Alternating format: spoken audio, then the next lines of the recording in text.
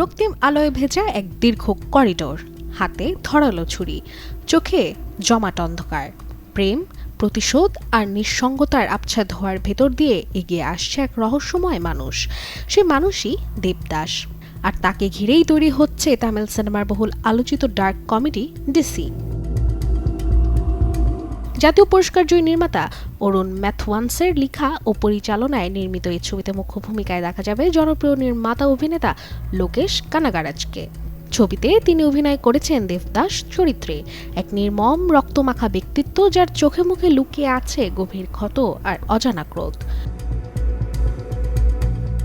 অন্যদিকে রহস্যময় প্রেমিকা চন্দ্রার চরিত্রে থাকছেন ওয়ামিকা গাব্বি। টিজারে তার উপস্থিতি যেমন কোমল, তেমনি অদ্ভুত রহস্যে ঘেরা। দুজনের সম্পর্ক যেন ভালোবাসার চেয়ে অনেক বেশি কিছু, এক অন্ধকার আবেগের গোলকধাঁধা।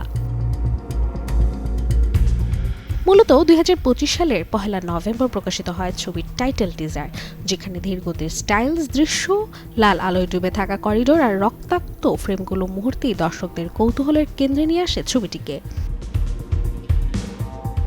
সান পিকচার্সের ব্যানারে নির্মিত সিনেমা ডিসি প্রেক্ষাগৃহে আলোর মুখ দেখতে চলেছে আগামী গ্রীষ্মে।